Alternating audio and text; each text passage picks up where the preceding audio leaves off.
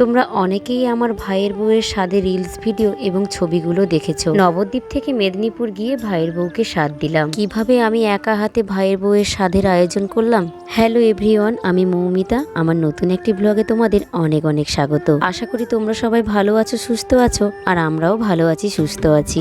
দিনটি ছিল ডিসেম্বরের 19 তারিখ। বেশ অনেক দিন ধরেই ভাবছিলাম যে ভাইয়ের বউকে স্বাদ দেব। মামামের পরীক্ষা এবং আমাদের কয়েকটা বিয়ে বাড়ি পড়ে যাওয়ার কারণে আমার আর বাড়ি যাওয়া হয়ে ওঠেনি। আর এই যে গাছের পাতাগুলো দেখতে পাচ্ছ, এগুলো কি পাতা বলো তো? অবশ্যই কমেন্ট করে জানাও।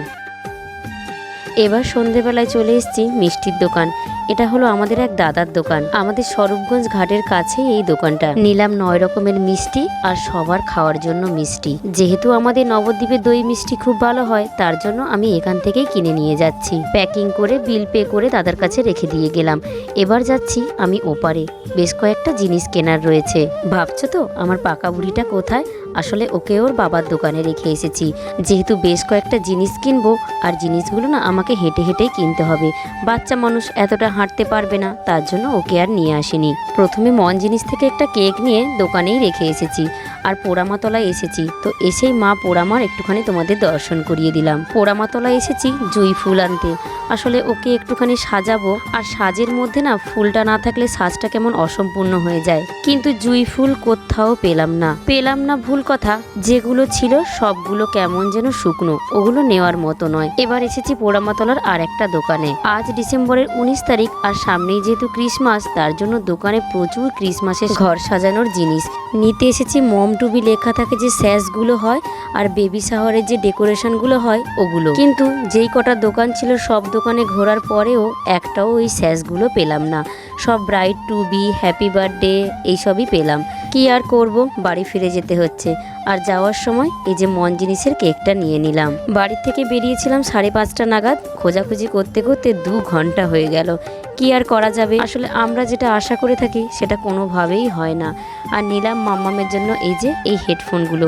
ওর খুব পছন্দের একটা রয়েছে, ওর স্টোন দেওয়াগুলো খুব পছন্দ, তাই একটা কিনে দিলাম। ও খুব খুশি হবে। মোমো খেয়ে তাড়াতাড়ি বাড়ি যেতে হবে, কারণ ব্যাগপত্র কিচ্ছু গোছানো হয়নি।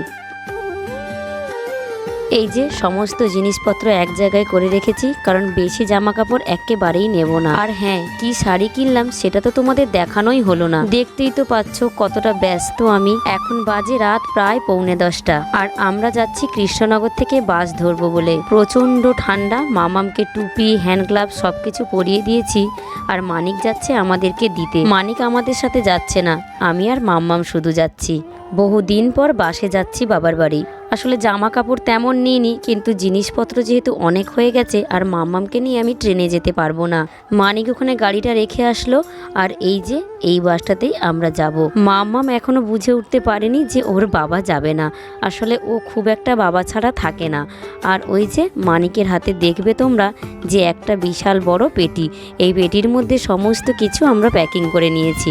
আর মাম্মামের যে ট্রলি ব্যাগটা আমরা সবসময় নিয়ে যাই, ওটা ভিডিওতে ছোট দেখালেও খুব ভারী ছিল ওটা। এই যে এই বাসটাতে করেই আমরা যাব আজ। আগের থেকেই আমরা টিকিট বুকিং করে রেখেছি।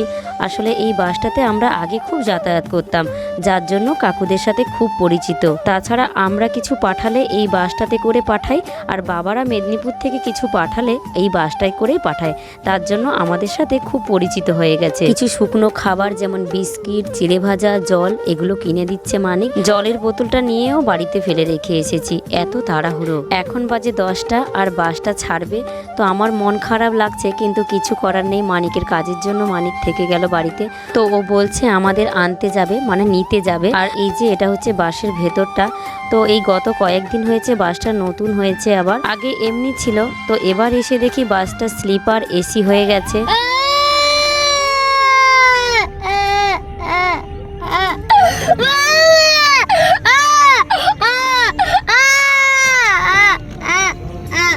কাঁদে না, কাঁদে না।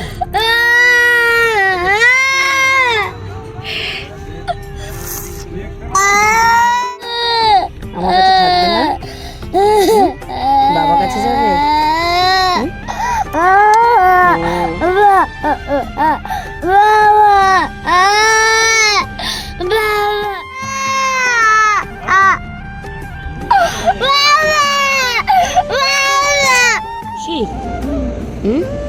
মন খারাপ খারাপ কমেছে বাবা? এখন আমরা কোথায় আছি বলো তো? আমরা জানি না। আমি তো জানি না। আমি তো কল্যাণী। সবাইকে বল তো এটা কোন জায়গা? বাবা মন খারাপ একটু কমেছে বাবার জন্য? জল খাবো। একটু কমেছে? তোমরা দেখতে পেলে ও বাবার জন্য কেমন কান্না করে। আসলে ও মানে কি বলতো, বাবা ছাড়া থাকতে পারে না এক মুহূর্ত। আমাকে ছাড়া অনেকটা সময় থেকে যায়, কিন্তু বাবা ছাড়া ওর এক মুহূর্তও চলে না। আমারও খুব খারাপ লাগছিল, কিন্তু কিছু করার নেই। আসলে মেয়েরা মনে হয় এমনই হয়। বাজে রাত 2টো, মাম্মা উঠে পড়েছে। আর আমরা এখন আছি কোথায় মাম্মা?